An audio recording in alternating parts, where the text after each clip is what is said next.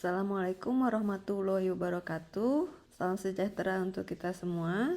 Selanjutnya kita akan membahas sifat submultiplikatif pada norm hasil induksi. Selamat menyaksikan. Membuktikan sifat submultiplikatif dari norm matriks yang kita definisikan, yaitu akan dibuktikan bahwa norm A kali B lebih kecil atau sama dengan norm A dikalikan norm B. Untuk matriks A dan B di mana A kali B-nya sama dengan 0, maka ini jelas. Jadi sekarang kita akan buktikan untuk matriks A dan B di mana A kali B ini tidak sama dengan 0. Jadi kita punya di sini bahwa norm A kali B ini positif. Dan jelas bahwa maksimum dari norm ABX dibagi norm X ini tercapai pada saat B kali X-nya ini tidak 0.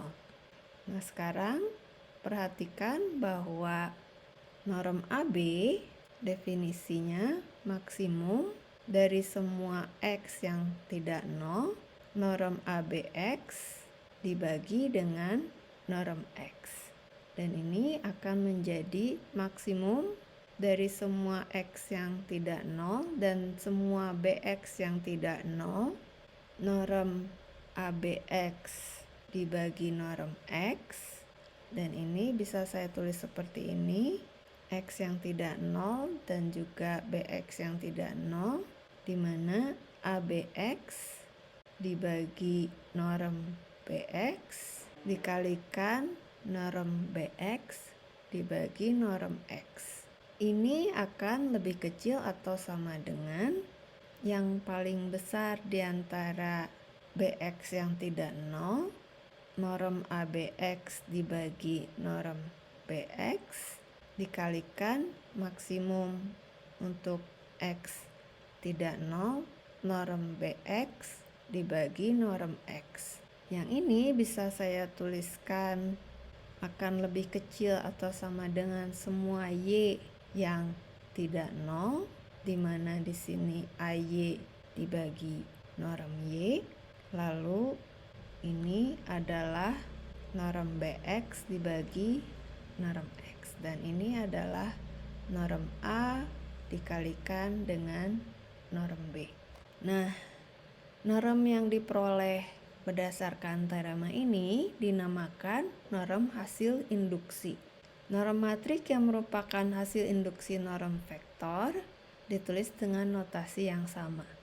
Sebagai contoh, kita akan melihat bahwa norm matriks jumlah modulus kolom terbesar adalah hasil induksi dari norm vektor norm 1.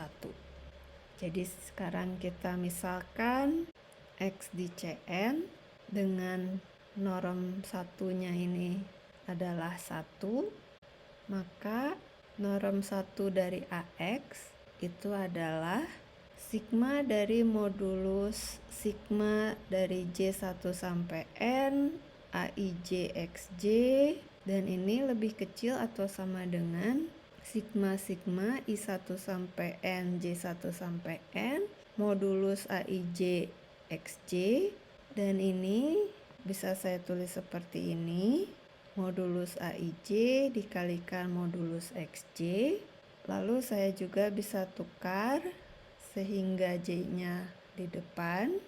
Ini modulus XJ dikalikan sigma modulus AIJ.